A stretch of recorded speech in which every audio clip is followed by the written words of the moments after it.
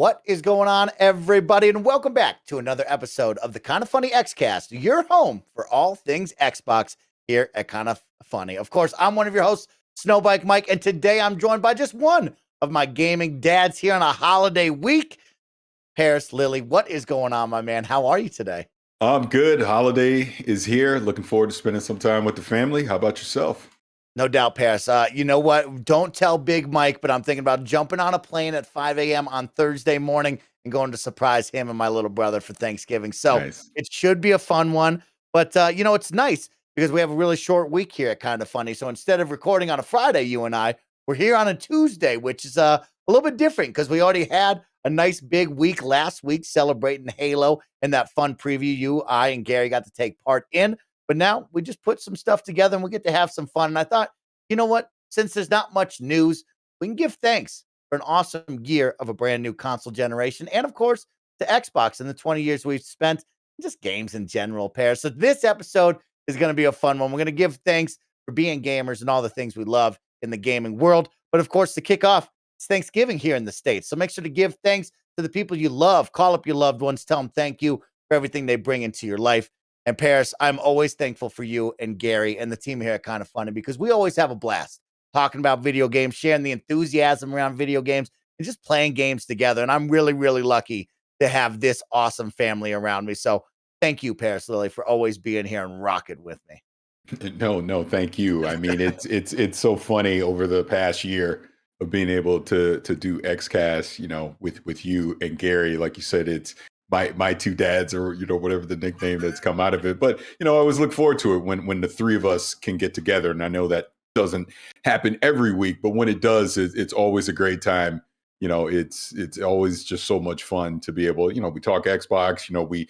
We go way back into the history. Because I'm old of gaming and bring up that nostalgia stuff. And it's just been great, man. So I'm thankful for both of you. Thank you, Paris. It's a blast always. So Paris, with the holidays upon us, we've asked the question, when you're sick, what games do you play? But now it's the holidays and, the leaves are turning. Autumn is here. Winter is soon to be here. What do you like to turn on here in the chilly November nights? What are you normally playing now? I'm probably playing Destiny.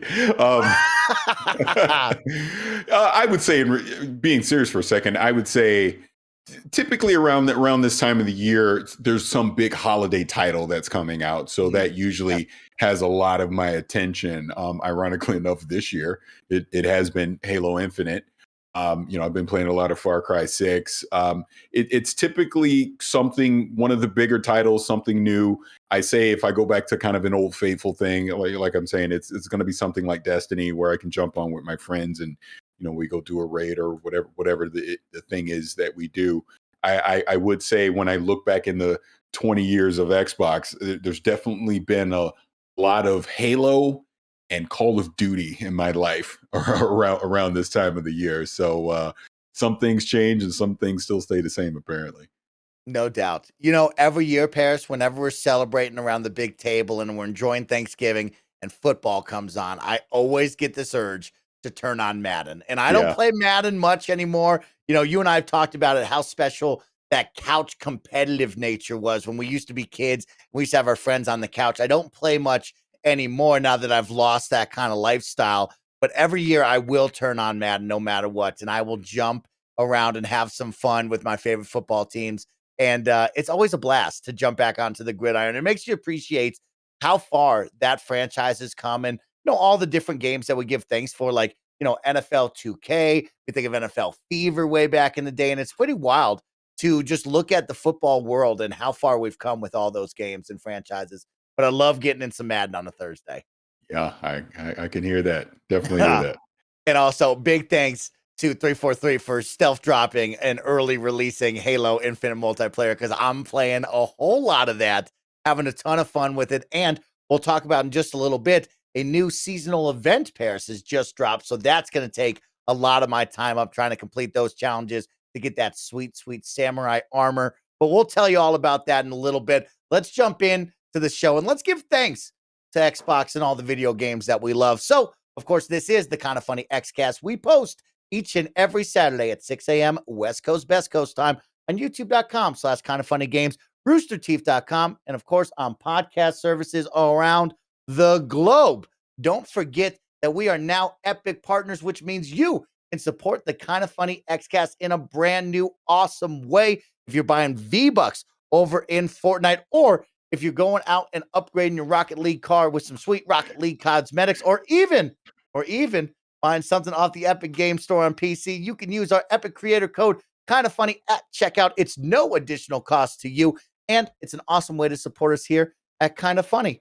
For the month of November, we'd like to give thanks to our Patreon producers, the incredible community that supports us over on patreon.com/kindoffunnygames, like Pranksky, Tyler Ross, Delaney Twinning, Julian the Gluten-Free Gamer, Alex J. Sandoval, James Hastings, and Casey Andrews. Of course, this week, the Kind of Funny Xcast is sponsored by ExpressVPN, Purple Mattress, and Upstart, but myself and the team will tell you all about that later.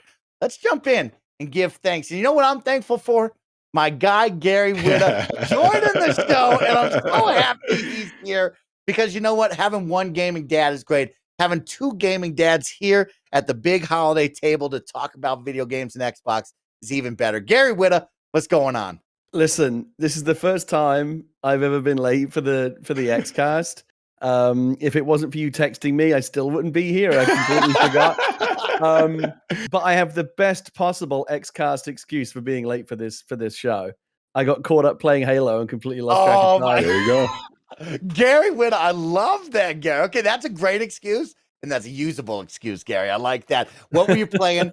Tell us a little bit about it. Tell us the experience while you get in and moving. It's funny that this is the only place where that excuse actually gets you brownie points. Instead, like try that any other job. Oh, sorry, I was too busy playing Halo. Forgot to come into work. That's not going to get you brownie points anywhere else but here. It's good. I tell you where I'm really enjoying it. You know, we've been playing a lot. We played some this morning. We put some W's up on the board. The biggest issue that I don't even want to call it an issue, but it's the thing that I'm most kind of concerned with right now is trying to figure out if I'm happier with the controller or the mouse and the keyboard. Because, you know, you've got both options. People are obviously going down both routes. I'm actually kind of splitting it when I'm playing upstairs in the living room on the Series X. I'm playing with a controller. Here down here on the PC, of course, I'm typically more comfortable with a mouse and keyboard. I come from a PC background. Doom, Quake, Unreal Tournament, all those games, I've always played them with a mouse and keyboard. But I'm wondering if it's a good idea to be kind of splitting my practice like that between two different skill sets. If I should just like lean into the controller, I can and have played on the PC with the controller, that's fine. But as someone who used to work on PC gaming magazines and has got PC gaming DNA in my blood, I'm like, can I play a PC shooter when I got a mouse and keyboard in front of me, but I'm using a controller? Something about that just feels kind of blasphemous to me. I don't know. I actually heard you talking about this last week after I had to take off. You were saying it on the second half of the show, and I'm in my head. I was thinking, just stick with one. Yeah. My advice, because actually this is what I've been doing. I've been playing the campaign preview with a controller because it's on the console. When I come in the office and here, I'm on PC for multiplayer. So I've been doing just keyboard and mouse. I feel like for the competitive edge, I want to get that muscle memory going perfectly, right, for multiplayer. So I just stick to one. So I would just say either just go strictly controller on both or just go strictly mouse and keyboard on one. Well, I play mostly on the console where I'm on a controller. So I'm thinking maybe I should bring whatever muscle memory or skill set that I'm developing on the controller, bring that over to the PC. I also the thing that I like about playing on a controller, obviously it's always going to be slightly less accurate than the kind of precision accuracy you get with a mouse. But what I like about the controller is it's easy for me to remember where all the buttons are. And Halo is a game that has a lot of buttons, right? Jump, crouch, melee, sprint, use weapons, grapple, all this kind of stuff. There's so many different things, and they fit very nicely onto the controller. The triggers, the bumpers, the face buttons, the D-pad. I know where everything is. When I come over to the PC and I've got my keybinds, I just until I kind of figure out where all my keybinds are, I'm like popping off grenades when I'm trying to crouch, and I'm getting it's a little bit harder to remember where things are, mapped out on my keyboard, and I'm still trying to figure out like what's the optimal kind of customizable. I've tried different key binds, like what's the best thing. The things that you use the most, you want to have on the easiest keys to reach. On a controller, everything's equally easy to reach. But when I'm playing on a keyboard, certain keys I have to prioritize. Well, I jump a lot or I throw grenades a lot, so I want to make sure that's on a key that's easy to reach. Other things like using an item or whatever, I can put that somewhere else because I'm not, I don't have to have it like in a firefight every 2 seconds. So I'm still figuring it out. I don't know yet. Right now, I'm still kind of caught between two stools here with the controller on Xbox and the mouse and keyboard on the PC. Paris, I want you to know I've taken your advice. Last week, I brought up that I've been jumping on the mouse and keyboard train, and I am happy to report that I was absolutely dog water. I was awful on the mouse and keyboard, so I have switched back to the controller, and I've gone positive on my KD. Greg Miller even called me and said, "Yo, what's up? Why are you doing that?" I said, "Greg, I'm back on the controller." And he said, "Mike, you've gone from a Nick Scarpino 0 to a Snowbike Mike hero." And I said, "Thanks, Greg. I'm trying my best to just not be the worst player on the team." And so I am back on controller. And yeah, Gary, it's interesting. There's so much. And of course, now with the new, ping system as well, another button for you to think about. But it's great to have you, Gary. We're thankful that you're here. And we're really excited to jump into this episode because we're going to give some thanks right now. As you look back on a year of one full year of brand new consoles, a new generation with the PS5, the Xbox Series X and S. Now we get to give thanks to an awesome year of new console generations. And of course, the Xbox celebrating 20 years. So I want to go around the table. We're going to do it a couple of times. I want you to tell me something you're thankful for, and I'll kick it off. And I know this is something I think we're all thankful for. And with the new generation of consoles, I'm thankful for faster loading times because, oh boy, boys, I have done a lot of this in my day where I'm scrolling TikTok and Twitter in the middle of my gameplay sessions. And I am so thankful that loading times have been cut down drastically in this new generation of consoles where I don't really look at my phone that often anymore during gameplay. Actually, it's become a habit where I'm not even picking up my phone. And I'm really thankful for that because I think I was losing a lot of my gaming time and gaming interest with my attention span looking at the phone. So shout out to faster loading times. Yeah, that's a big one. I remember when both Sony and Microsoft were trumpeting that as a big part of the next generation, these super fast SSDs. I remember thinking like, that's not very sexy, but it doesn't have to be like a big, you Exactly. think about like graphics and, stuff that's like very flashy, and just like faster loading times doesn't, when you hear about it, it doesn't kind of necessarily catch your attention that much. But I remember, I think it was like Yakuza Like a Dragon was the first game that I played that had it built in.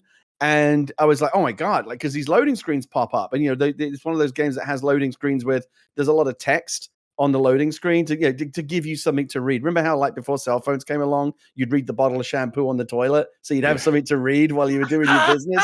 That's, those loading screens are like the shampoo bottle, right? It gives you something to read while you're waiting. Now, though, you can't even read the tips because, the screen comes and goes so quickly. It really is a revelation. I didn't think it was going to be like the hottest feature when I first heard about it, but I agree with you. I think it's one of the things that I'm most grateful for. Even now, like after a year of having these consoles, when I play a game and you transition to one area to another, or you start the game and the game initially loads in, it pops so fast. Even a year later, I'm like, man, that's because we had so many years of waiting. Even a year in, it still feels pretty fresh.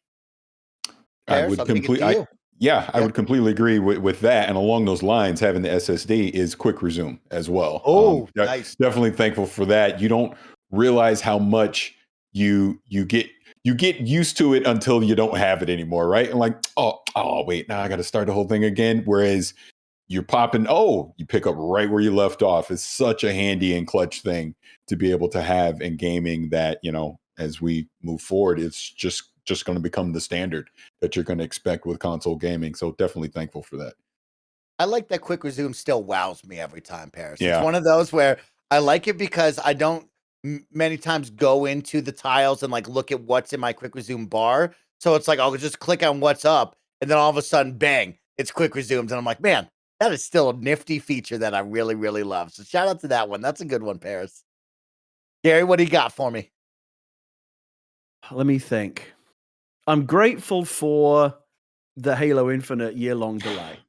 Oh, wow. Okay. Because I think we're all now reaping the benefits. We talked about this, was it last week? How we live in an era now where so many games are shipping too early and in such a broken state. We're seeing it right now. All the poor Battlefield fans right now, everything they're putting up with the 2042. I've been watching some YouTube videos. That game is broken as shit. That game needed probably another 6 months to a year in the oven. It was not ready to ship, and yet companies like EA still feel like it's okay to ship these games. We'll fix it later.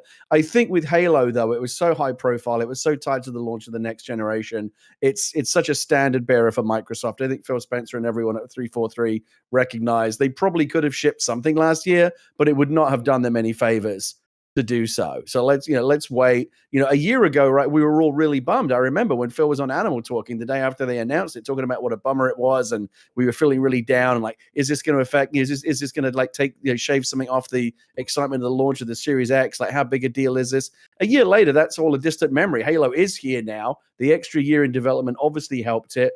For those of us who have been lucky enough to play, the first bit of the campaign, it's too early to judge the whole thing, but signs are really positive. A lot of the other early impressions out there are very good. And the multiplayer is just killing it. Again, just compare Battlefield to this. Battlefield is broken. It doesn't work. It's got so many issues. It's got so many creative issues as well. But Halo somehow did something that, again, it's weird that we should be thankful for this because it's something we really should expect. But I'm thankful that they delayed the game for a year, and I'm thankful that multiplayer shipped and it functions. It works. Like, again, that's considered like, oh my God, you mean this big multiplayer game, online game actually works on day one? What a thrill. What a treat. Again, that should be standard, but it's so not these days that when a game actually ships on day one and you can get onto the servers and it works and it functions like butter first day, as Halo Infinite did, it seems like a revelation. That's a great one, Gary. And you know what? I'm going to have to piggyback off that one, take the easy one. I'm thankful for Phil Spencer and the leadership team. Because Phil Spencer is just one solid dude. I love that he's always open and transparent to talk about some of the harder issues in the game industry. And he also is just a gamer who loves celebrating playing video games and the community and the world that is built around the Xbox and all the other consoles. And he's a snowboarder, which, I love all the snow extreme sports. But, when I look at Phil, and then we go down the list of Aaron Greenberg, you look at Jason Ronald, Sarah Bond, we talk about everybody that's part of that team.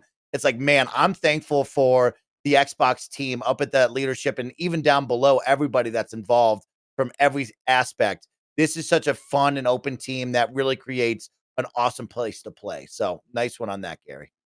Yeah, I agree. Phil is, look, we're all Xbox fans here. And so, we're allowed to kind of lean into the stuff that we like here.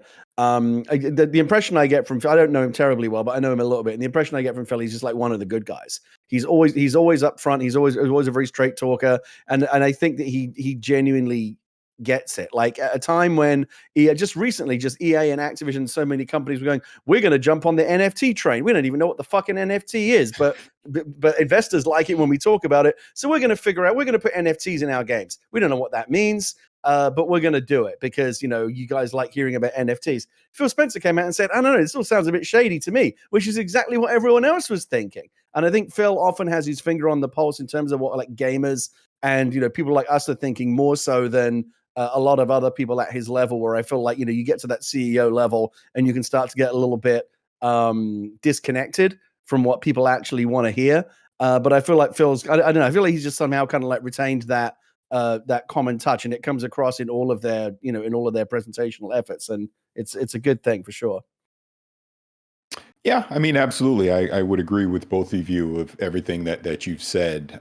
I've been lucky enough, to basically have conversations with everyone, that you just mentioned is in the Xbox leadership, and they all come across very genuine. And I think that's, to me, the most important thing, that they genuinely care about gaming, and they're genuinely trying to improve this product and create a better experience for everyone. Look, obviously it's a business. Obviously they have a bottom line. They have to make money. We get all of that.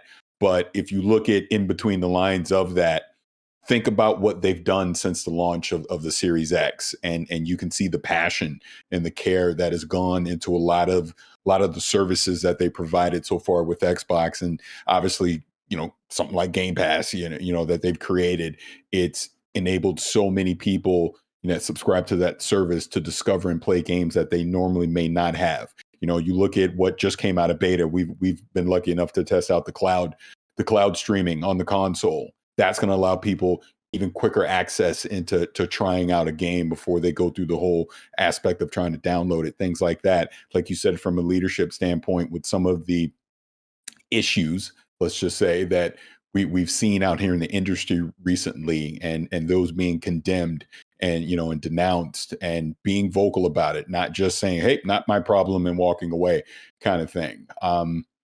It's been good. If I would say, if anything, when I look at Xbox and what I'm thankful for over this past year, when we talk about it from a leadership standpoint, is that I feel like they do have good leadership. I feel like when you take it just from this year, I look beyond into the next 3 to 5 years, and it's going to be pretty exciting to be an Xbox fan, because I think the arrow is doing nothing but pointing up. And as a gamer, our experience is going to be enhanced, and that's all that matters, right? So it's been good. By the way, I think Game Pass is worthy of its own section here in terms of things of what we're thankful for. It's still to me, it's currently the best thing about the Xbox. If people would say to me, "Oh, if I should I get a PlayStation or an Xbox?" Explain to me the reasons why, and I would say Xbox. So Game Pass would be the first thing on the list that I would say, because I don't think PlayStation has anything really comparable. And I know it's becoming almost kind of comedic, the degree to which we evangelize Game Pass here. But it's not just us; it's all over the industry. People to this day, and Game Pass has been around for a while now, are still kind of saying regularly, like, "How the fuck is Game Pass this good? How do they get this many games on the service?" It's all, it's not like a bunch of shovelware. There's really, really good games on there. We've talked about it before as a discovery engine. I was just playing over the weekend this little game called XO1 that just dropped on Xbox Game Pass. I turned Mike onto it as well. So here's two people. It was Rebecca Valentine had posted about what a cute little game it is, or Patrick Klepek, someone like that I follow on Twitter, and how it was really, really interesting. I thought, maybe I'll check it out. I went and looked at it. And had it been like, it's a $15 game without Game Pass, I might not have dropped the money just to check it out, because I didn't know very much about it. It was on Game Pass. What the hell? There's no buy button. There's just an install button. And like 20 minutes later, I was like, oh my God, this has suddenly become like one of my favorite games that I played in the last year. And then that gets paid forward onto Mike, because Mike hears me talking about it. He jumps onto Game Pass, hits the install button. He's now enjoying XO1. So again, just the magic of just facilitating discovery. And I feel like there's so many games that, thanks to Game Pass, I would not have discovered otherwise. Yes, it's a good value, but for me, it's really about, again, that opportunity to discover things that, even if it's, not everything's a $60 game, but even $10, $15, I don't necessarily want to take, that risk on something that I might not like. But Game Pass just makes it so easy to try so many things that I think it's inviting gamers to kind of broaden their horizons and try different kinds of games they might not otherwise try, things out of their comfort zone. Well, I'll give it a try. It's free on Game Pass. Let's give it. And next thing you know, they've discovered a whole new kind of game that they otherwise would never have discovered or tried out. Completely agree. I mean, like you said, at this point, we're basically a commercial for it, but I don't think there's any shame in saying any of that. So, like you said, the discoverability is really the number one thing that comes out of this, getting people out of their comfort zone, like you said, to try different things. Like, just top of mind, I think of a game like Rain on Your Parade. Never would have played it if it wasn't for Game Game Pass. Was Pass. another little gem from this year. Yeah, wind up being one of my favorite games of the year. Absolutely. We're talking about stuff this year, but just go back to what they announced during E3 and think about all the stuff that's coming in 2022, and all that's day one in Game Pass. I feel like we're just now getting a taste of the quality and the value of games that will be a part of that service, with Psychonauts 2, obviously Game of the Year contender, Forza Horizon 5, another Game of the Year contender, Halo, knock on wood, we'll see, obviously, when the final game comes out. But those are just 3 quality titles. Flight Simulator, something else that's on there. Quality games that are part of that service that have come out in the second half of this year, at least on console and Flight Simulator's part. But the point is, more of those great games are coming. We joke all the time about $7.5 billion with Bethesda, but that entire back catalog of Bethesda games got put on Game Pass. There are we talk about it all the time. Dishonored is so underrated, and I highly recommend people go back and check out 1 and 2. I tell people to go play the Wolfenstein series. They're fantastic. Obviously, all the Fallout games that are on there. We know all the Elder Scrolls, like all these things just coming from Bethesda alone kind of gives it so much value. Not to mention 2 more Bethesda titles coming next year with Redfall and then Starfield, which is going to be huge for them as well. They've obviously made these third-party deals. We had MLB The Show, we had Outriders, things like that. The EA stuff that's on there. The list just goes on and on. But the point is, if you're a gamer, if you like playing games, it's a no-brainer. Just is. Whether we're commercial or not, hashtag ad, whatever you want to say.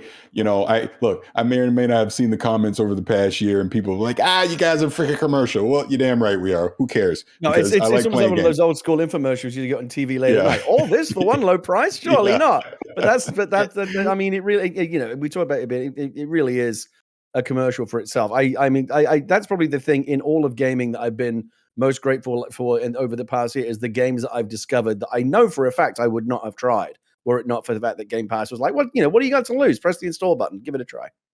Game Pass is dope. Paris, you got one that you're thankful for besides Game Pass? Another one for me? Yeah, I was going to bring up Game Pass as another one. I'm trying to think. I mean, honestly, I feel like, we kind of, or from my standpoint anyways, we kind of covered everything. I'm thinking, I have one more. I definitely have one more. There you go. This isn't on Game Pass. It actually isn't even a Microsoft game, but it was exclusive to Xbox just until recently. I'm thankful for Death's Door. Oh, I know you love that Death's Door. I know you love it. That was my favorite game of this year. I adored it so much. I'm thankful we were able to have Acid Nerve on here to talk about it. And that, again, just goes back to all we were just saying, even with the Game Pass stuff, like that to me was a gem, that it wasn't a $60 game. It comes from a 2-man team, and it was fantastic. Not every game has to have $100 million AAA budget. Sometimes the best games are the most simple ones. And I think Death's Door fits right into that. Highly recommend people go check it out. I believe it's still $20 everywhere today. Yeah, it might be even cheaper now, everywhere. but highly recommend people go check that out. So that is something I'm definitely thankful for, because it was an experience that I hadn't had in a long time with a game, and I'm very thankful for that. On that note, I've got my 2 favorite games of the year that I'm going to say I'm thankful for. Give it to me. It Takes Two. Oh, Yes, I love that one. Absolutely brilliant. Yes. And a late comer, but it came in hot. The Artful Escape, also on Game Pass. Yes. Probably the just the most overall incredible experience I've had playing a video game in the past year. I've got another interesting one for you that you might not expect, but I think this one bears thinking about. I'm grateful just to have an Xbox Series X because they remain very difficult to find. Even a year later, it's easy to forget that we've got ours, right? We were able to get ours, right at launch. We all were very fortunate in that regard. But I follow Twitter. I follow Wario64, posting, Xbox is up, at Best Buy. 2 minutes later, they're all sold out. They remain very hard to get, as does the PlayStation 5. There are a lot of people out there that, it's ridiculous. I haven't seen anything like this since the Wii, but it's obviously a bigger problem now with the silicon manufacturing bottleneck that's happening right now and the supply chain issues. I was talking to a friend of mine who's quite senior at one of the big, game hardware companies. I won't say who it is, but they were talking about how the supply chain issue that's affecting us being able to get consoles on shelves is probably going to go on for at least another year. I say, well, are you telling me that a year from now it's going to be just as hard to find a Series X or a PlayStation 5 as it is today? And he said, almost certainly yes. That's really grim. 2 years into a console's life cycle, and you still cannot find them on the shelves. Obviously, it's very specific to the issues that are happening right now with the global supply chain crisis. But for that reason, the fact that obviously they're expensive at the best of times. Not everyone can afford to go out and buy a next generation console, even when they're the supply is there. But even for people that can afford one, they can't get one right now. For that reason, anyone who has a Series X or a PlayStation 5, for that matter, be grateful for it, because a lot of people can't get them. That's a good one, Gary. I got a couple more for you guys. Maybe we'll ignite a little bit with inside of you. But one I really want to bring up is the Ultimate Game Store and that Microsoft Store within the console. It is truly the best experience browsing that. And, I'm a Blockbuster kid through and through, right? I grew up where Friday nights meant pizza and we're going to Blockbuster. And there is nothing more that I would want to do on a Friday night than run directly into the game section of Blockbuster, be blown away by all the cover art of the N64, the original PlayStation, and flip over the box and see the little pictures of gameplay. And it is so incredible that they made a goal to create the Ultimate Game Store within that Xbox ecosystem. And it feels like that every time I truly log on and I jump into that Xbox store. Now they have the trailer will play automatically. You can even have it with sound on. You can see the deals clear as day. And I love everything that they've done to elevate that store from movies and television to games to apps, anything, even hardware now. You can buy consoles and controllers off of the dang thing.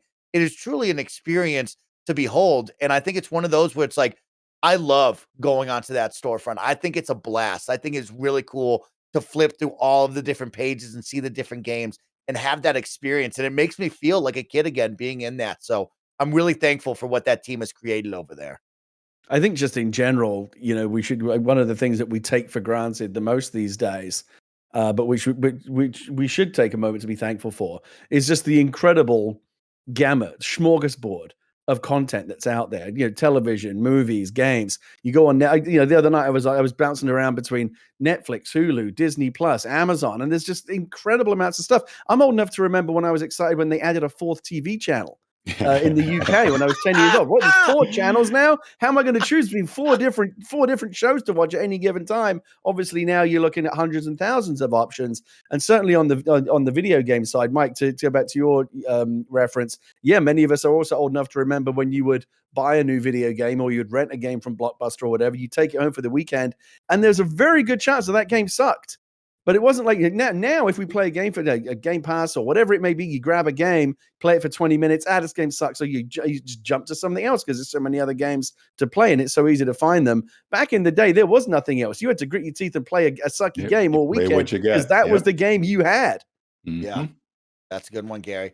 Another one that you guys might like, dynamic backgrounds. I'm really, really pleased with what this Xbox team has added to make it personalized in your own, right? I think that was one we talked about a year ago of like coming into a new generation of consoles and everyone wanting a new UI and wanting it to feel fresh and different. And Xbox was like, no, we're going to make it feel the same. So you know that you're part of the ecosystem. We want this to be one all-encompassing thing where you don't get lost. You know what you can feel. But I love that this team elevated the dynamic backgrounds, and we've gotten a number of them since the launch. We even have an exclusive one now if you get the Xbox 20th anniversary controller right. And I love what they did to make each and every person's Xbox feel unique and different, from the different blade and tiles colors to the dynamic backgrounds and all. Like, really, really good job on that one. And that's a special one I'm thankful for as well. It's nice to be able to personalize. It's good when you have multiple family members with multiple profiles, because like in my family, we got my wife and my daughter, they all sign in with their own profiles and they have their own color schemes. Like when my wife plays, she has like a pink color scheme, and it's easy to look at it and go, oh, you know who you're logged in as. Mm-hmm. And my daughter has some kind of wild, I can't remember what color, but it's some wild color scheme. And I just have the basic green because I have no imagination. But no, it's nice to help differentiate between different profiles. And yeah, I picked up that 20th anniversary background that came with the controller. It's very nice. I don't want to go too much longer, but I do have a couple more that I know you guys will smile and enjoy. And of course, talking about controllers, got to give a big shout out to the accessories team. Design Labs and all the special edition controllers that this team has put out.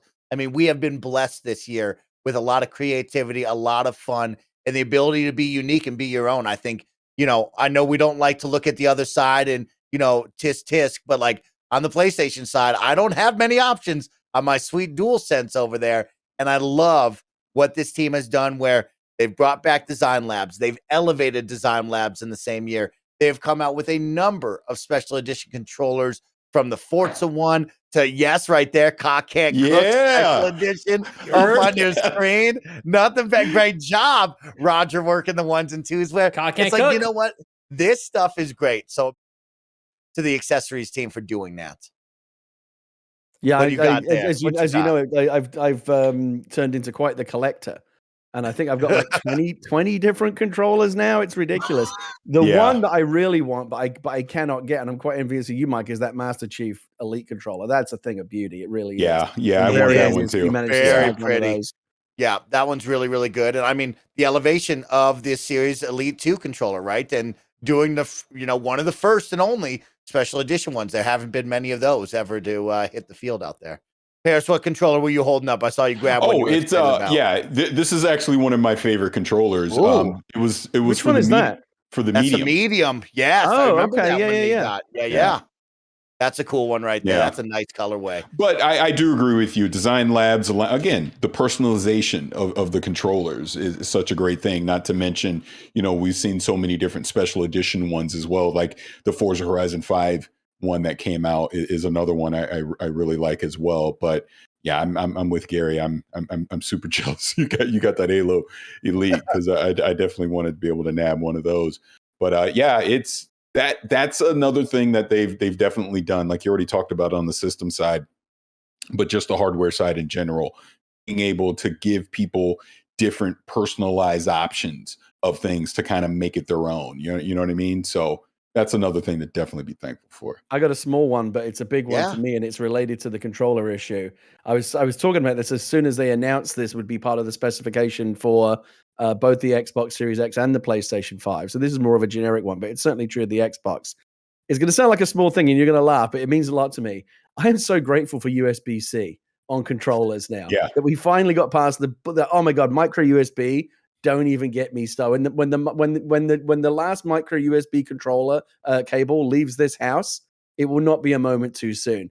I love USB-C. You just plug it in. It's just so much faster. Everything's interchangeable now. I always used to have to fiddle and fuck around with the micro USB controllers. I fucking hated them. USB-C. I'm just so glad that we made that leap. That the all three consoles now support that, and I've got a couple of legacy devices that's sitting around that still use micro USB for charging. I cannot fucking wait to get rid of them.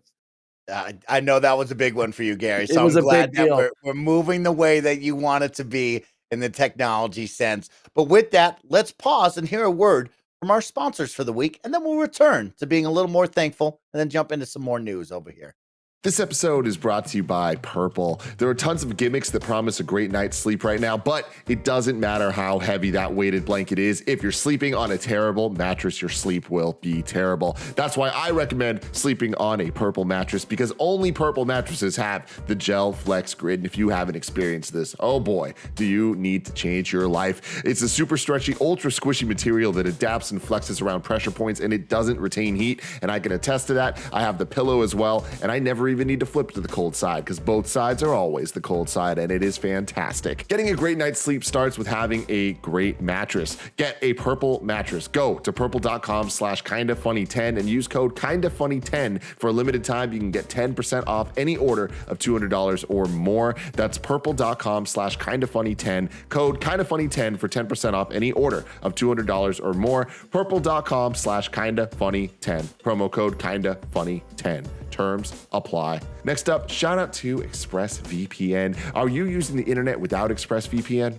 If so, why?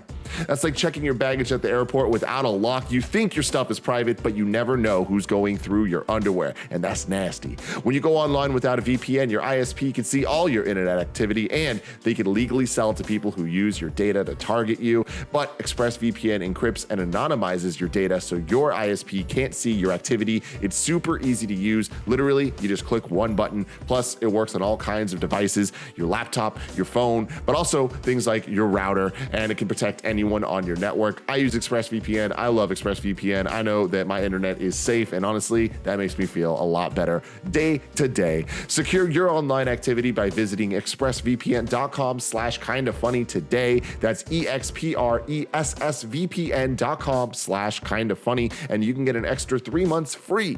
expressvpn.com/kindafunny. And finally, shout out to Upstart. What would you do if you didn't have high interest loans or credit card debt? Upstart can help you get out from under your debt and start living your life again. Upstart is the fast and easy way to get a personal loan, all online. Upstart looks at more than just your credit score, at your current employment and credit history to find your smarter loan rates. You can even check your rate in just 5 minutes for loans between $1,000 and $50,000. One of my really good friends had debt in a whole bunch of different places and was able to use Upstart to consolidate in one place, just make it a lot simpler, and now he's debt free. Find out how Upstart can lower your monthly payments today when you go to upstart.com/kindafunny. That's upstart.com/kindafunny. Don't forget to use this link to let them know that we sent you. Loan amounts will be determined based on your credit, income, and other information provided in your loan application. Upstart.com/kindafunny. All right, everybody, welcome back. I just got a couple more for you too, and then we'll keep it moving here on the show. But I am thankful for the year we had. You know, Paris and Gary, I think a lot of people sometimes would come out of the year and we're like, man, that was a bad year of games, or oh, there wasn't enough games. I think we had a really great year of games. No matter where you played, no matter what you play on, there was some really awesome stuff. But over on the Xbox side, I look over at it and I see Flight Simulator on console, Psychonauts 2, Age of Empires 4, Forza. We're about to get into Halo, right? You look at Deathloop on the other side, Ratchet and Clank, Returnal. You look at a new Pokemon dropping right now. You look at so many things, and it's like, man, even just the big titles and then everything between, even lower on that. I am thankful for a great year of gaming and another awesome time to try to juggle and balance so many games to the point where I just can't do it anymore. And I'm having so much fun with all of that. I do think 2021 was a really good year for games. I don't know if in recent history you've ever had. It'd be an interesting topic to have. Like in the last 20 years, was there ever a year or years where you would look back and go, that year kind of sucked for games? Like that year, not really many great games came out. There's always at least a handful of great games. Some years more than others. I don't know if there's like one year we were looking at, oh yeah, that year kind of sucks for games. But 2021, I mean, just listing just the ones that you mentioned there, Mike, and I can think of many others, including a lot of indies that often get forgotten about. I think this was actually a particularly good year for games. There was a lot of amazing stuff. Yeah, I would completely agree. Definitely was a really great year for games. And I think to your point, Gary, I think this was a very strong year for smaller titles, indie titles as well. And hopefully they don't all get lost in the shuffle, because I think there's some gems in there that people definitely need to check out and go play. But being, in the middle of a pandemic, and to see these teams still be able to put these type of games out at this quality, is a credit to everybody involved. And like, it's so funny. I look at the Game of the Year list for the Game Awards, and none of those entries are wrong. But I could probably think of 5 or 6 other titles that also deserve to be there as well. You know what I mean? So that's a credit to this year and how strong it's been. Yeah, really cool. All right, my final two, so we can keep it moving. More Skyrim, y'all. I can never get enough Skyrim, Paris and Gary. But of course, this also plays into something we'll talk about in a little bit. But backwards compatibility and what that team with Jason and the squad have done over on Xbox to continue to push forward with Xbox backwards compatibility program, and how many titles we have. It is wild to see FPS boosted titles, auto HDR, how games from 20 years ago that I can think of, like Fusion Frenzy, I can play on my console now. And even Skyrim, right? It's celebrating its 10th anniversary. And I know it is the laughing joke of the industry because it's been on everything and it's been everywhere. But gosh darn it, that's one of the greatest games of all time. And I'm glad that it's everywhere and anywhere that I can play it, because I love playing more Skyrim. So I look back on it, and backwards compatibility is something really special that I'm thankful for. Looking back and moving forward with it as well is pretty awesome. I never really got in. Not to say like I tried it and I couldn't get into it. I just never really tried to play it. I never made an effort to play Skyrim, and I would feel like it's like something I really missed out on, because it obviously is one of the biggest games of the past decade. It spawned so many memes, arrow in my knee and all that stuff. Like, it was a huge thing. I was actually thinking, I actually installed it because I saw that recently there is a Series X optimized version of it that they put out recently, plus all the anniversary edition content, because it has the 10-year anniversary is going on right now. I actually installed it the other day, and then I uninstalled it the next day, because who has the time? Yeah. The last thing I need is another like one of the most notorious time sink games of all time. I don't need it in my life. Maybe Elder Scrolls 6. Elder Scrolls 6 I will play. That's the one you're committing to with me? Okay, Gary. Let's start off with Starfield. How about that next year? We'll be super pumped. We'll do Starfield together. I'm even more interested in that, yeah.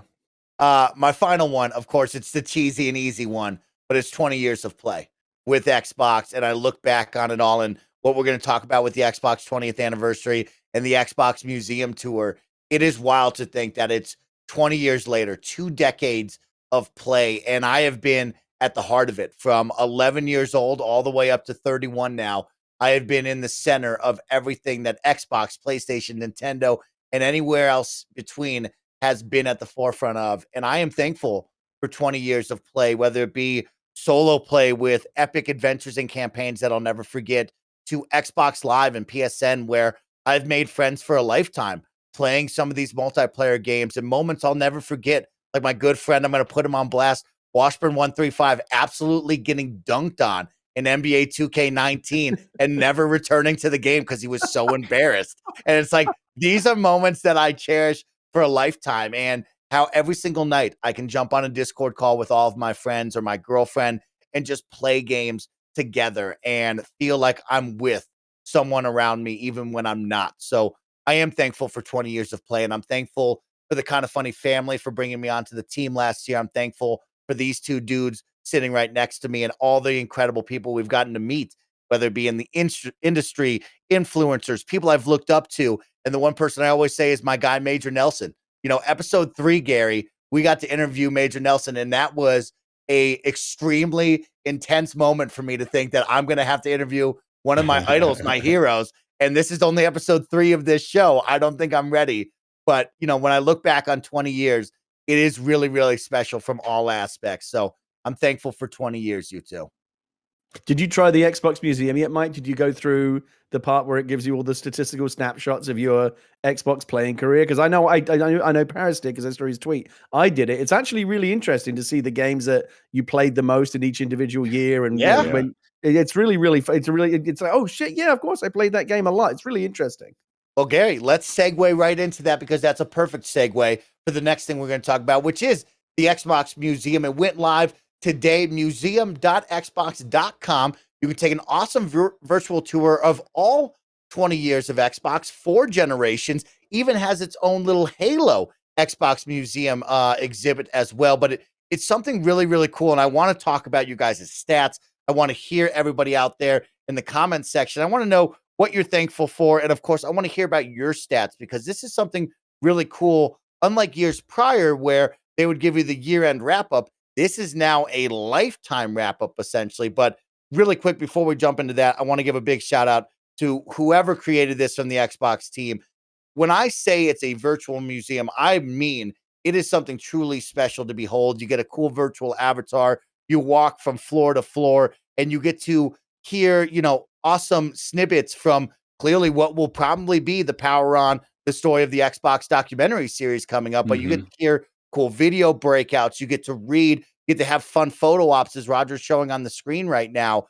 And I really thought, Paris and Gary, this was very well done and a cool hour experience that you could walk around each one of these halls and just kind of get lost in the moments and think back to some of the big moments within Xbox history. Yeah, I'm actually in. I just pulled the browser up. I'm in there right now. And some of the little snapshots are really interesting. I've played 416 different Xbox games over the course of my career. I'm sure others have played many more, but that's my number. I have 411 rare achievements. I've earned 1,225 achievements overall. What's this one? Oh, my gamer score throughout the years over here. It's a really cool 3D environment that you can navigate. Geometry Wars Retro Evolve was the first game I played ever on the original Xbox, according to this. What else have we got here? Let's see. The date that I first signed into each console and my most played game each year. It's really interesting. It brings back a lot of memories to look through this stuff. Yeah, Paris, I want to go to you because Gary brought up a couple of those fun memories. What were some of the stats that stuck out to you? Maybe a first game, a most played game. Were there anything that kind of wowed you, or what were some of the special moments? Yeah, there was a couple that kind of wowed me. First and foremost, my most played game, and no one would ever guess this. It's Plants vs. Zombies. Why not though? No, I totally get that. Well, because I'm playing Halo and all this other stuff. Yeah. But the reason being is my kids used to play on my gamer tag before they had their own. And I know my daughter played a lot of Plants vs. Zombies. So I'm pretty sure that's why that came up being number one. It was also interesting to see the very first game I played on the 360 was NBA 2K6. Because I was at the 0 hour for the launch of that. So I always thought it was Perfect Dark, but I actually was NBA 2K6. What was another stat? Number of games I've played, I remember the number, I think it was 368, something like that I played on Xbox. Another head scratcher to me, because I don't know what was going on, but the first time I logged onto an Xbox One was on Halloween. of before launch. I don't know what was going on happening that I had access to an Xbox One on Halloween, but apparently that's the first time I logged in and actually played one. But yeah, it was really cool to go back down memory lane. Oh, the other cool one was because I was in the Xbox Live beta back in 02. So the first time I actually logged into live was August 24th of 2002, to beta test. And I remember, what was that game? Revolt and Whacked, and some of the other stuff back then that you played during that beta phase. But yeah, it's crazy that it's been 20 years and just all the different memories and everything that have happened. But here we are. Just a quick technical note, because I looked in on this earlier today on my Safari browser on Mac and then on Chrome just now, and it was the performance of walking around the 3D museum was very stuttery. I just loaded it up in Microsoft's Edge browser, which is their own browser for PC, and it runs like butter. So anyone out there on the PC, if you want to, of course it does, right? They optimize it for their own browser. If you want to go check out the museum, I recommend. I know there's no other reason why you would necessarily use it, but fire up the Microsoft Edge browser if you want to have the best experience in the museum. It's got here my most played game of each year, and it does bring back some memories. 2017, my most played game, and this was a great game. Lego City Undercover. I played the shit out of that game. That was a really fun game. 2018 was Assassin's Creed Odyssey. That's my wife. She's got like 400 hours in that game. 2019 and 2020 are both my kids, Sims 4 and Minecraft. She's got a ton of hours in that game. Yeah. And 2021, of course, Yakuza Like a Dragon. Nice, Gary. Yeah, it is really special to look at the time capsule and instead of just 1 year, look back on a lifetime of gaming, which I really, really love. And I'm very similar to Paris. My first ever Xbox 360 title was NBA Live 06, the demo. So I was on the opposite side with Live still before I jumped into 2K. My first title ever on the Xbox One, Battlefield 4, and on the Series X and S was Yakuza Like a Dragon, which was really, really special. And yeah, I really encourage people to go take a walk through this museum, this virtual museum, and take a look at some of the exhibits here, right? These are some of the things that I highlighted that you definitely want to check out. Of course, there's stories of the original Xbox with Seamus Blackley and co. Of course, he was on the Xcast just a couple of weeks ago. A really cool one is they show original concept designs for the original dashboard called Blur and Frog, which will blow your mind at how different they look back then. Talking about how Xbox Live launched a year later after the original console in 2002.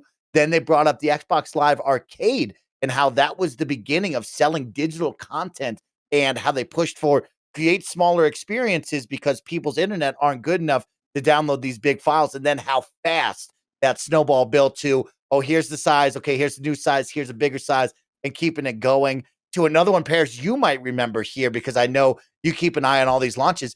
The Xbox 360 launch or the live reveal with MTV and Elijah Wood is something that is a time capsule you might want to see because that's a funny one there. Of course, a cool one that you might not know, Xbox 360 and the naming behind that, it was meant for the gamer to be placed at the center with the choice to go any which way in their gaming world and entertainment world, which was really cool. And also to avoid the Xbox 2 naming, which would then go up against the PS3. And they didn't want people to think, oh, it's a weaker console because it just has the 2 instead of the 3. Really cool. It showed off the 360 era with the avatars. Did you know that Games with Gold launched July 2013? It's wild to think of how long that has been, but also, man, I felt like that's been with me forever. So really incredible with July 2013. Shout out to a good friend of the show, Stallion83, who set a Guinness World Book of Records for the biggest gamer score. So shout out to our good friend over there, Stallion. And Game Pass launching 2017. You know, Paris and Gary have touched on how great Game Pass is. And it's wild to think of like that happened 4 years ago. Like the vision of where we would be now is wild to see when we first signed up for that. And now where we are, really, really special. So please go on over. That's museum.xbox.com. It's a really, really cool experience. It's well worth 30 minutes to an hour of your time. And then at the end, you can type in your Xbox Live gamer tag. You can type in your information and get to see a really cool capsule of everything that you've ever done in the Xbox ecosystem, which is really, really special. Guys, we got some more fun news to get going on before we head out for the holidays. And a cool one that Paris brought up before, cloud gaming has now arrived on console. We've tried this in the alpha skip ahead rings before being invited into the early beta, but now Xbox Cloud Gaming is now on the consoles for both Xbox Series X and S and on Xbox One. Subscribers to Game Pass Ultimate can now stream games from the Game Pass library. Xbox One gamers will now have the opportunity to play true next-gen experiences thanks to cloud gaming, like the Medium that Paris brought up. You know, a lot of people don't remember that the Medium was true next-gen. Of course, you will look for the cloud icon on any of the games inside of Game Pass, and you can jump right in. And Flight Sim is coming in 2022. So a cool one there, guys, to see Game Cloud now coming to consoles. Agreed. Keeping it rolling on the news here. Okay, guys, I got a question for you. Let's have some fun ones. Do you want a very fun and hype story, or do we want to get a little sad right now? A little sad, maybe. Hype, fun, holiday. Let's keep it hype and it's the fun holiday weekend. with the holiday. Then, Gary, we talked about it last week or a couple weeks ago, or maybe with me in Paris, but guess what? We have Forza hitting 10 million players right now. A tweet from Forza that says, thank you to more than 10 million Forza Horizon 5 fans for the biggest first week in Xbox history and Xbox Game Pass ever. GG. Now, this was one we talked about Phil Spencer congratulating the team for the biggest launch day ever. Now, a week later, 10 million players jumping in to Forza Horizon 5 and getting to travel all across Mexico in this wild, incredible open world driving game. What do you guys think? 10 million? Game Pass is really going to be the big driver for that. Big congratulations to the team at Playground Games. Yeah, I mean, huge congrats to them. And, clearly Game Pass is playing some part in it, but we did see even before the game was quote unquote officially out, when you could get it on Game Pass, it was selling very well. So I would be curious to see what the numbers do look like for that. But getting 10 million players is very impressive. And that just goes back to the quality of the game. It's a great game. So, the more people that get to play, the better. Great game. I've actually now can say I've completed every single race in the game as of last week, and now I will move on to the fun PR challenges, which I'm excited about, but still having an absolute blast. Love buying new cars, love customizing the cars, and shout out to the best friends who have made some really cool car creations, from KindaFunny Xcast cars to the Snowbike Mike Warthog that you can drive around in. So some really, Nice. really fun stuff right there that I love. Another cool one that you brought up, Paris, is Benji Sales over on Twitter released last week's top Steam sales charts, and Forza Horizon 5 and Halo were both on that, surprisingly enough, which is very, very cool. Halo, campaign launching on Game Pass, but of course being sold on Steam. I think this is one we've talked about, you and I before, and Gary as well, of like the power of putting your games on Steam and having that extra, outlet for gamers to get a hold of your games, whether they want to subscribe to Game Pass or not, or they just want to flat out buy it. It's clearly a market that is definitely growing over there with these Xbox games. Yeah, absolutely. I guess that's another thing to be thankful for with Xbox, is the fact that they're bringing games to where the players are by putting them on multiple platforms as well as the cloud. So it's not just about owning a console. You can be on the PC, you can be on your mobile device, you can be on your smart TV, knock on wood, pretty soon, I would imagine. But the game, play where you want. That's all that matters. They're bringing the games to you. So that's a great thing. All right, guys. Final two stories. I'll keep a fun one. It's a nice touching one, but also a goodbye. 2, Xbox backwards compatibility program. They have now maxed it out, and they are now done for the time being. After the 20th anniversary, they added 70 plus Xbox 360 and original Xbox games to the backwards compatibility library today on both Xbox One and Xbox Series X. Coming from the Xbox Wire, they put a really nice end to the blog post. So if you want to go check out all the titles added, what new games you can jump into, but they put a nice little cap at the end. This is the latest and final addition of 70 plus titles to the backwards compatibility program, was only possible through the passion and feedback from the community. Your constant requests for specific titles and enhancement encourage the backwards compatibility team to partner with the original creators to preserve thousands of games from over 4 generations of Xbox. While we continue to stay focused on preserving and enhancing the art form of games, we have reached the limit of our ability to bring new games to the catalog from the past due to licensing, legal, and technical constraints. Thank you for being a part of this journey with us. Guys, we got to talk with Jason and the team and how that really plays a factor of, licensing and the technical aspects of like some of these games just completely break down when you try to bring it into the future right there. But pretty wild to see. And when I looked at the catalog, it's a fun one because like each page goes by like 10, then you can up it to 25, up it to 500. And then all of a sudden there's still 2 pages. And so we have like 700 plus titles you can get lost in with the backwards compatibility program. And a huge congratulations to that team for being dedicated and staying with it all these years and really preserving the past and allowing us to play it in the future. Really, really special. So some titles I look back on that I want to give a thanks to. Just added Skate 2. Harrison, Paris's kids and I, we love to skate. We love to get extreme. Yeah. So Skate 2 and Skate 3, that's really special to me. So many of the Assassin's Creed titles are in there. And I think that's a gaming franchise that will live on forever. And when you can look back and be like, man, I can play some of these older Assassin's Creed titles and see where it's come from to where it is today, that's a special thing. Of course, I'm a huge Conquer fan, so shout out to Conquer Live and Reloaded.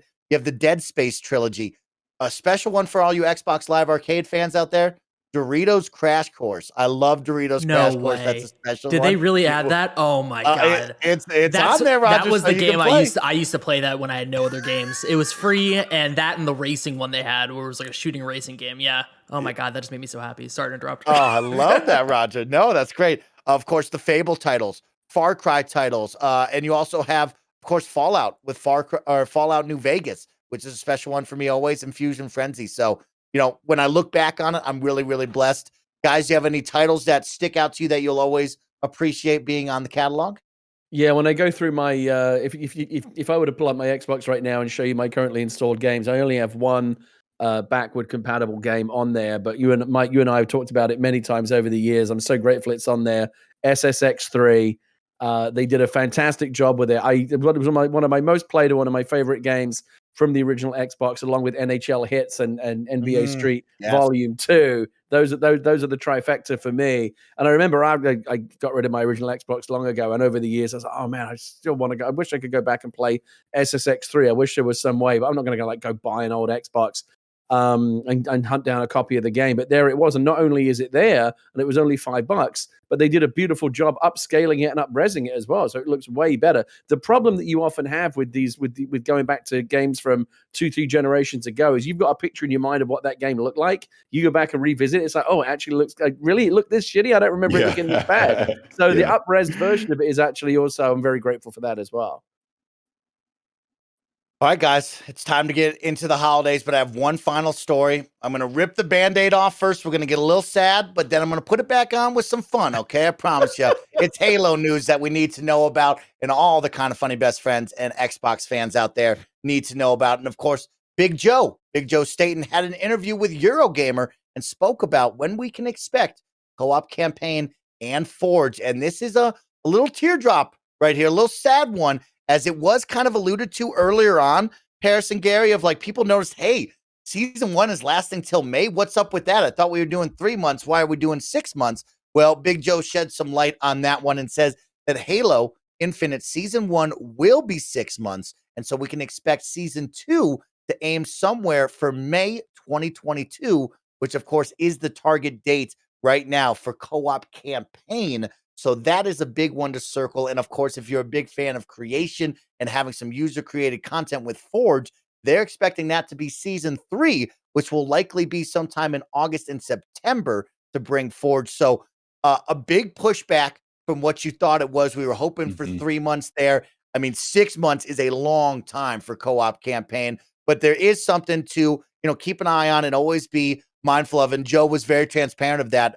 From the Eurogamer article, it reads like this, quote, yes, we are extending season 1.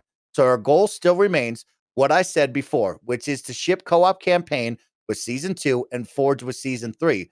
But those remain goals. Those remain targets. And we can't commit to any hard dates right now because, as we're seeing with this multiplayer beta, other things might move up in the priority stack for us.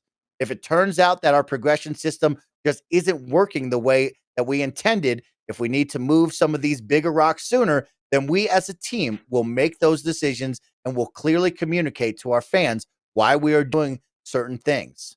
End quote. Big transparency there. Way to be open and honest right there.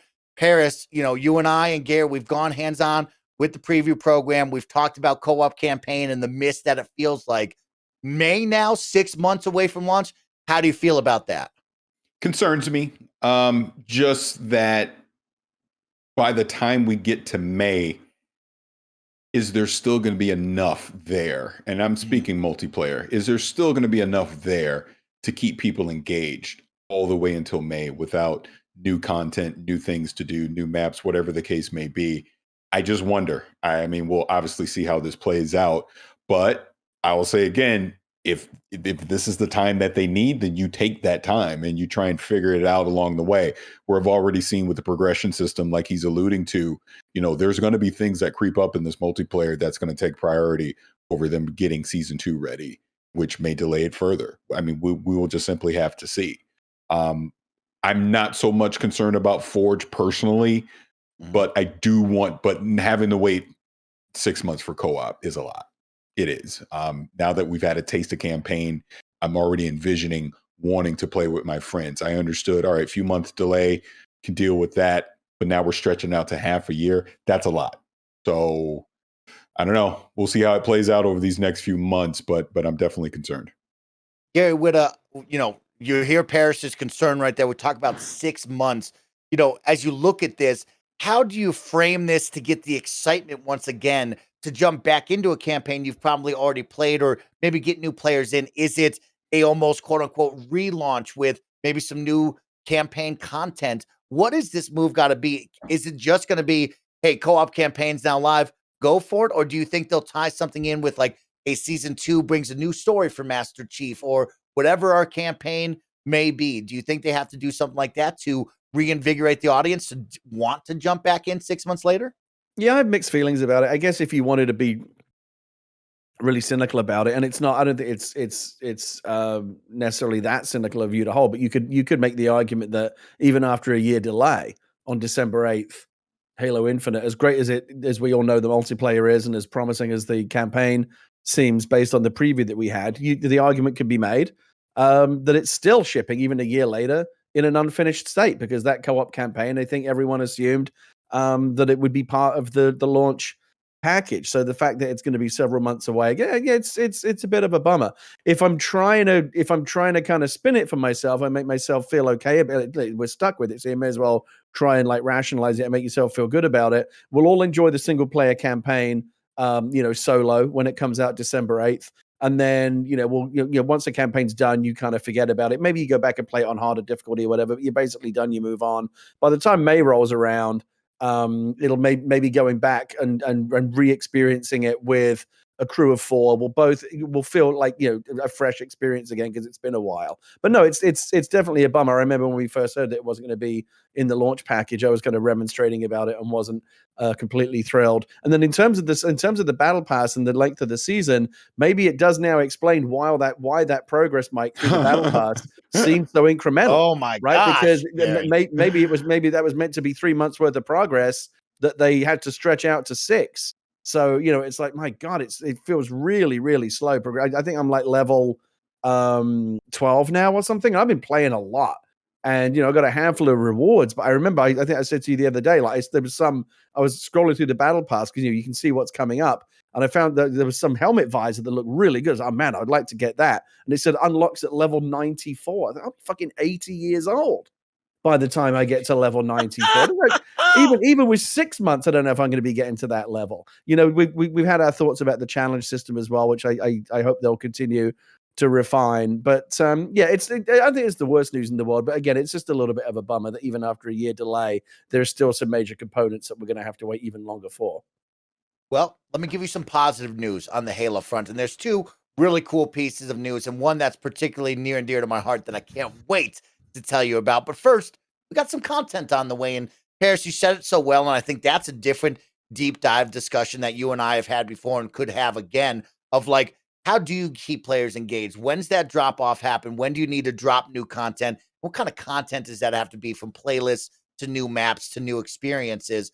Well, of course, we are hitting our first limited time content drop right now. It's the Fracture event. So if you want that sweet, sweet Samurai Spartan outfit, this is your time. You have 6 days starting now, and it's actually going to be 3 separate weeks to earn the 30 tiers. Now, this is a free separate battle pass that automatically kicks on, and it has its own challenge system to it, along with a new mode dropping, which is Fiesta mode, which every Halo fan knows and loves. But the tweet does say events with free content are an integral part of Halo Infinite's multiplayer seasons. And with our 20th anniversary event wrapping on Monday, November 22nd, we wanted to look ahead on what's to come. Draw your blades for the Fracture arriving next week, and it's just for starters. So we have our first one. It comes with a new game mode playlist you can jump into, which is, of course, multiplayer 4v4 Fiesta. And then on the opposite side, you have a 30-tier battle pass that's totally free that you work towards with its own separate challenges. Paris, does this excite you? Do you say, "Oh, Mike, not the grind again"? Or, how do you feel about the added of a battle pass, a separate battle pass to this? I like it, but I will say, let's see what the progression looks like to get the good stuff in it. I mean, that would really be my only concern coming out of this. But the fact that you have things like this, it's free content, something to go chase, it's something to go do to keep you engaged is a good thing. Paris, well, I'm happy to report that me and Gary played it today. We played it this morning, and I have some bad news for you. I really enjoyed that we jumped into our own playlist with Fiesta, which has its challenges tied to that, right? So it's a whole playlist, and the challenges that are tied to the Samurai Armor are tied to Fiesta. Paris, it was very cool to see those challenges pop up, but then all of a sudden, I didn't have any more challenges for the timed exclusive event, and I had to start using my swap challenges for them, which then I was like, well, why am I using my swap challenges? There should always be one challenge on my challenge board for the limited time event. And I used about 6 challenge swaps, and I didn't get a new challenge swap. So I'm worried that I'm not getting a new timed challenge for that. Hopefully that will be remedied throughout this week as this post. But I can say as of 10 a.m. on day 1 of this, when I did that, I lost all challenges for this event, which was not a Wait, good are you feeling. saying that you already completed all the challenges for the event? No, Gary. So what happened was you and I played X amount of matches. I probably completed 5 challenges, and then it stopped showing me fractured challenges. And so then I started using challenge swaps, Gary, to hopefully get one back in my challenge rotation, right? And I used 6 in a row, and not a single one popped up. But doesn't that just mean that you've done all the challenges that you need to get that reward for that event? That there's No, nothing more for you to do? There's still a lot of levels for me to do, Gary. I'm only on level 4. I got to get to level 30. Oh, I see. Okay, well that's weird. Yeah, I mean, like, a lot has been said about the challenge system. We talked on the last show about how I feel like it's kind of antithetical to team play. My biggest issue, and it's not the game's problem, it's a people problem, is when people aren't playing the objectives, right? They either don't know what they're doing or they care not to do it. They're just running around shooting people, and they're not grabbing the flag, they're not grabbing the power cells, they're not grabbing the capture points. And you end up losing, even though you're trying the best, because too many people are running around doing crazy things. But I think part of the reason might be some people are just really interested in grabbing those personal achievements, those personal challenges, which are not necessarily always compatible with the things you need to do to win a game as a team. And you and I, we don't like that. It's right. Well, our final piece of news around Halo and for the podcast is Halo Infinite esports are back, y'all, in a big way, a massive splash, dropping for the first HCSNA qualifier. Of course, this went live on Twitch and on YouTube, and it came down to the grand finals of a best of 5 between Cloud9 and Optic Gaming. And let me tell you what, it went all 5 games, and the Twitch chat was insane. There was 50,000+ people when I was watching. Benji Sales put up a great one of, hey, apparently it looks like Halo Infinite became the #1 game on Twitch during that night with 150+ K concurrent viewers. And so you got to give a lot of love to the HCS for making a big splash on night #1. This wasn't an ultra championship. This was a qualifier with a little bit of money on the line, but it was really cool to see Halo back in a big way from a fan's perspective, to see the teams, the casters, the production. It felt like something special. So it was really cool to see the HCS back. And I really want everybody to go check that out and have a great time with it, because nothing is better than some Halo competitive esports. It's the coolest, y'all. I've been thinking about watching it. I'm kind of scared to, though, as someone who's still, I've never really been an esports guy, but back in the day when I used to really be into PUBG, I would watch a lot of PUBG esports because if it's a game you're interested in, it's really fascinating to watch it being played at the highest level possible, right, by the top people in the world. But the way that they play, it's often unrecognizable to the kind of games that you're jumping into, right? They are on a completely different level. So I'm thinking, you tell me, Mike, if I were to watch some of this HCS content, am I going to pick up any tips? Is it going to make me better, or is it just going to make me depressed in terms of like, I'm never going to be on the level of these guys? I can't even fucking follow what they're doing. I'm fumbling around with the weapons and getting stuck in corners and doing basic stuff wrong, still trying to get my feet under me. Watching these guys play, I mean, I'm sure it's going to be very impressive, but I think it's also going to make me think, oh my God, why bother? I'm never going to be this good.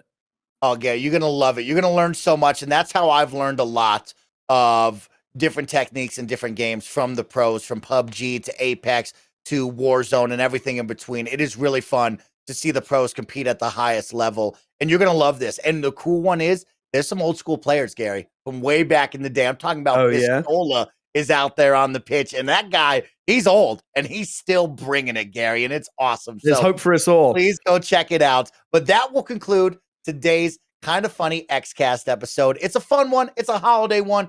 And we're thankful for all the times we get to spend together here on the podcast and with all of you out there listening and watching on different podcast services on YouTube and on Rooster Teeth. So thank you all so much for the support.